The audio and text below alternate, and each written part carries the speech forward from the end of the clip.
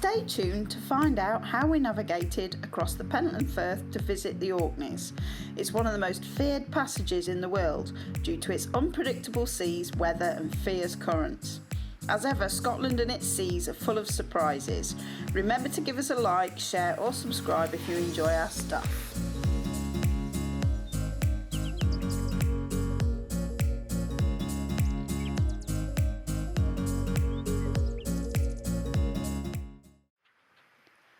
To finish off our day after an amazing sail across the Moray Firth, we head out and buy fish and chips from the seafront.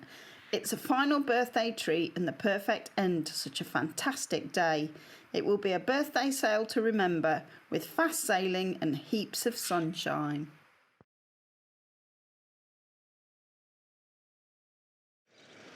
So here we are in Wick, fantastic views up here. This is a memorial to commemorate lives lost at sea in the surrounding area. It refers to the WK lettering on the side of trawlers.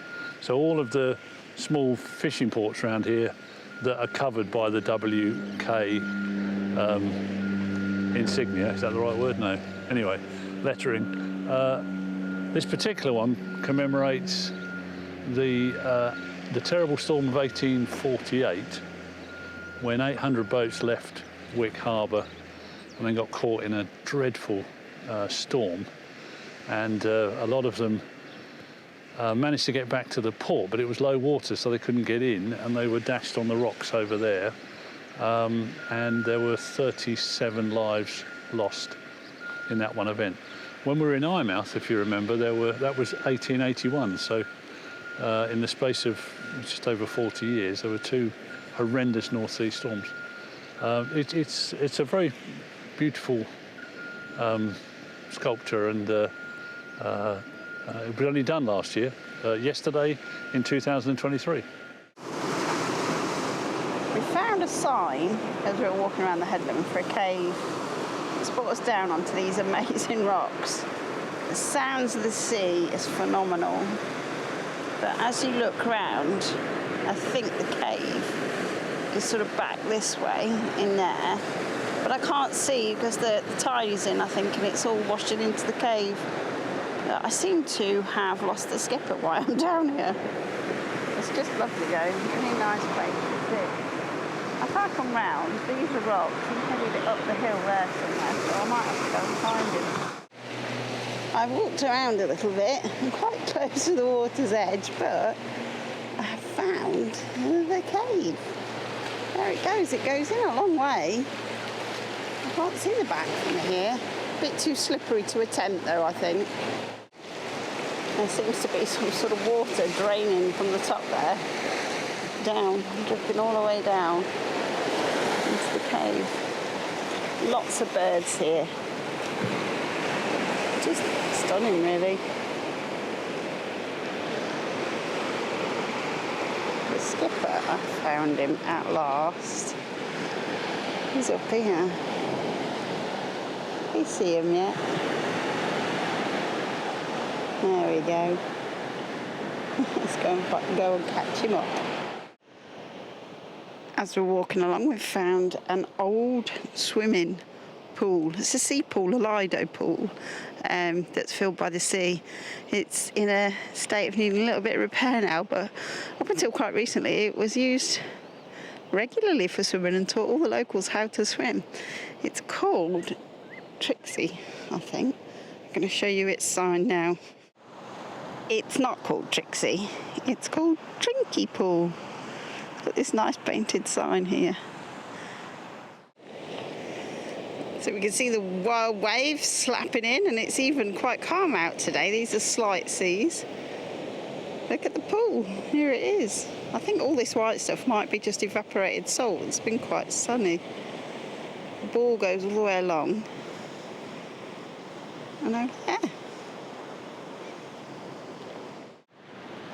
This white stuff, now we've got closer, it's not salt. It looks like the weed that's just growing, the seaweed, but it's bleached out in the sun. You can see where it goes into weed in the water. They're trying to raise money to repair this bit of the wall and sort of tidy it up a bit so it's usable again. It's a lovely spot. Look at these waves. There's a skipper just enjoying the view. I think we're going to head back for a cafe and a cup of tea now. As we stood here admiring the pool, we've just turned around and noticed that a yacht is sailing our way. There he comes. And I know this sea looks like it's splashing and a bit rough, but actually this is quite calm sea. It's described as slight today, I think. I think later on this evening it will move up. It's building. But he's obviously heading up the coast. He's enjoying the views. He's in very close. Alan and I were just saying we'd be quite nervous if we were this close. We're not very good at sailing close to land. We worry about hitting things under the water that we cannot see. Bon voyage. Well, we've been in Wick for a few days and we decided we needed a day out, so I'm really super excited about this day out, you might be able to tell. We're currently sat in a cafe waiting for our lunch. We're having a nice chippy lunch and then we're going to take you outside and show you where we've come for our day out. Lunch is here and Alan has ordered home-cooked cooked chips with cheesy topping, haggis and whiskey sauce. Just look at that. That's not the only thing he's ordered, by the way. He's also sitting here. This is his health kick. This is his lentil soup. So he thinks he can justify the other by eating. You know, balances out. Eating that balances out. I went for a chicken burger, nice and simple. So, have you guessed where we are yet? Lovely sign right at the top. John and Groats. We've made it to the top of the UK. And the Orkneys are just over there. And that is where we're going to do our next passage to. But we thought we'd come here and have a look, see the lie of the land. And actually we're really enjoying ourselves. So that's where we brought you.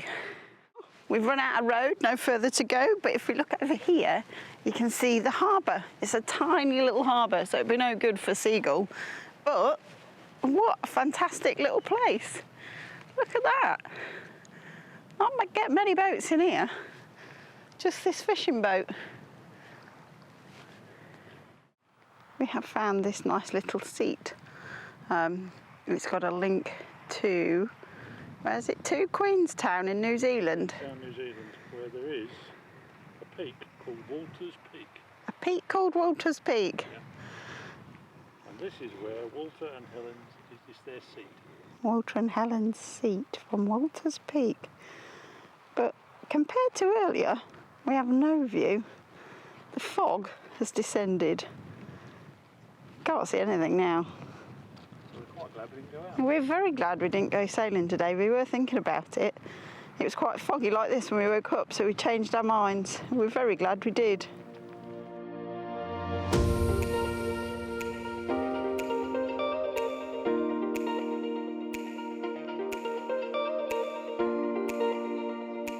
Like and subscribe.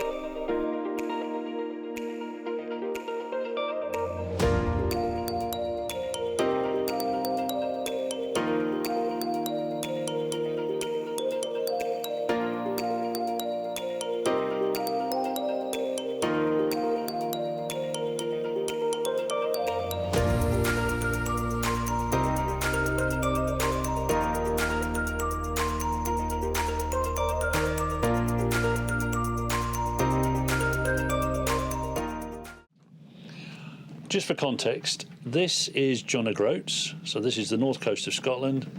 That's Duncansby Head, and we are going to Orkney Island, and this is Burray, where we anchor. The route we have taken was recommended to us by the incredibly helpful harbour master at Wick. He also happens to be the coxswain of Wick Lifeboat. In order for us to get to the Orkneys, we have to go from Wick, and we have to cross the Pentland Firth, and the Pentland Firth is a notoriously challenging stretch of water, and there's many reasons why, one of which is the very ferocious ferocious tidal stream. We're using a very good book, which is the Orkney and Shetland Pilot Guide. And I just wanted to read this out to you. It says, warning. It says, people who use these waters say that one should expect the unexpected. You can look at as many tide tables and streams as you want, but sometimes you will be left scratching your head wondering why this or that has or hasn't happened or developed. So we're kind of slightly filled with trepidation because we've looked at 3 different sources for the tidal ranges, and I'll show you those now. So our first source of information is the chart, and on here it says that the tidal streams run at between 8 and 9 knots through the Pentland Firth. The second source of information is the Admiralty Tidal Atlas, and on here it has us down at spring tide as 12 knots. So the third source of information is the always excellent Clyde Cruising Club pilot book, and in here it says that it's around 10 knots at spring tide. It also goes on to say that it can get considerably worse if the conditions are right or wrong, if you know what I mean. And that depends on wind direction, wind over tide, spring tide, neap tide, and so on. And I have read online that it goes up to about 16 knots if the conditions are right. So why is the Pentland Firth so notorious, apart from this massive tidal stream? It's because there are so many wrecks. There have been so many tragic ships lost in this little stretch of water. Most recently, I don't know if this is the most recent, but it's certainly the one that's very recent, was the Cement Ford, something like that, which was a cement carrying vessel, something like 4,000 tons, 83 metres long, not a small craft. And it sank so quickly that there was no time even to send a distress signal, and that was in 2015. So the wrecks aren't historic; they are recent, and modern shipping is lost in this stretch of water tragically. So that's why we were particularly careful about how we timed our passage across this stretch of water. There was something else I was going to say, which was that it isn't just about tidal stream, it's also about wind direction, and tide and wind combination. So obviously you don't want wind over tide. In the pilot book it says in certain conditions any more than a force 4 you shouldn't make the passage. So that's another reason to do a lot of planning before you make this passage, is that circumstances within the passage can change quite rapidly, and it can go from a very calm and enjoyable sailing experience to something quite different, as you'll see with our passage just now. We're off to Orkney. Very exciting. We're currently in Wick. We're heading out at 3 hours before high water Wick, because we get the slack water in the Pentland Firth at around high water Wick, and then we've got an hour to get across before it starts to get the tide rates start to get really fast and quite difficult to control. So we're heading off. It's about 10 to 12, and we're very excited because this is our first visit to Orkney's.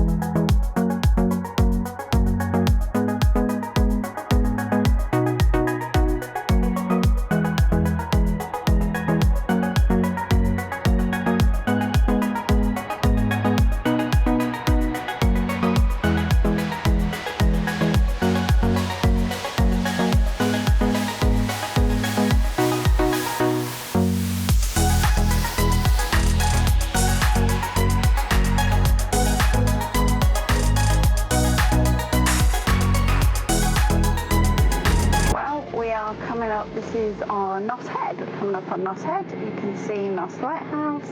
We are motor sailing at the moment. We are downwind. The sails are out, as you can see, but it is pretty much downwind, so we aren't getting enough wind to really make the speed that we want to make. So we're doing motor sailing. So we've got some engine and some wind power. We need to do both because we need to make sure we get off Duncansby Head for the right time.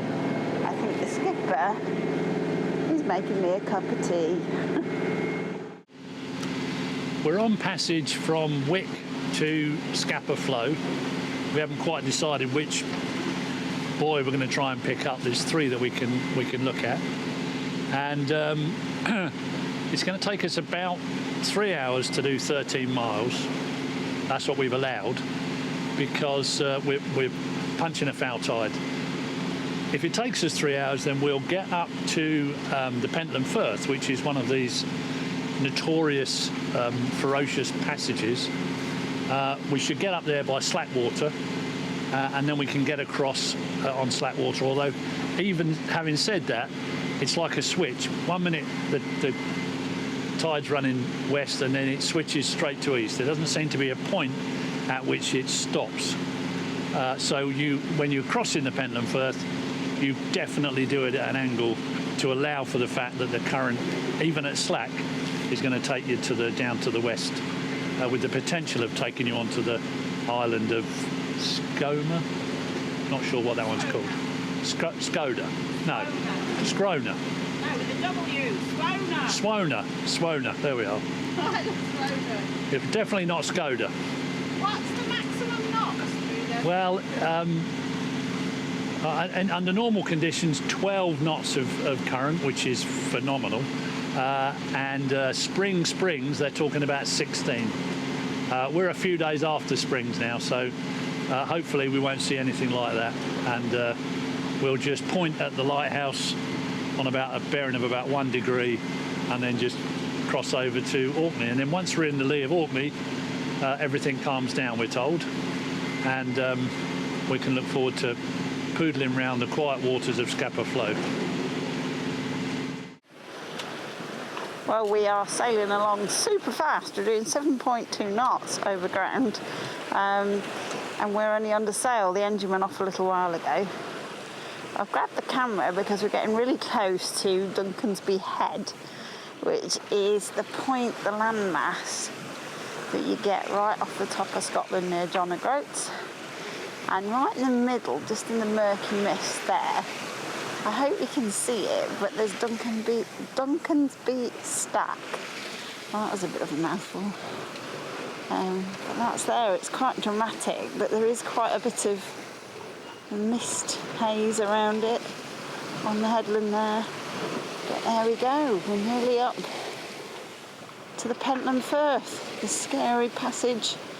Here we come. It's looking good though. We were enjoying a lovely sail and were hitting all of our landmark navigation points on time when I absent-mindedly provoked the weather gods by proclaiming, "It's going really well." Minutes later, all our landmarks disappeared in an unbelievably thick fog. For about 30 minutes, we relied totally on a compass bearing to navigate, and then as quickly as the fog came, it lifted. What a relief. I feel bad about sacrificing that chicken now, though. We are getting our first glimpses of Orkney. Here we go. We are nearly across the Pentland Firth. It was a bit scary in all that fog. It lasted about half an hour. It was thick as you'd like, and suddenly it's just cleared. I think just under the boom there, and it pops up, you can see Swona, the Isle of Swona, growing in between that and the mainland of Orkney. Here we go. We've made it over to the Orkneys. We are just about to pass into Hoxha Sound, which is behind me. You can see the bit of land on either side, and the Hoxha Sound leads into Scapa Flow. We're getting really excited now. We've arrived, safe and sound. Pretty good sail actually from Wick to here. Buray, I think is how we pronounce it. It's a lock, really. Quite a decent inlet if it's not a lock. And the great news is, the unbelievable news is, we picked up the red visitors buoy, so we've got a free night.